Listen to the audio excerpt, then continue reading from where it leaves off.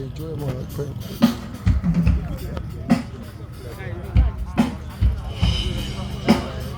Obosi Life and Direct Engineer Eric Foundation. God bless you for putting this very wonderful show, Praise Night in Obosi.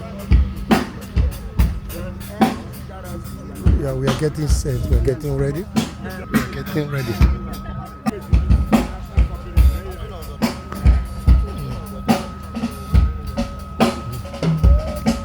Hey.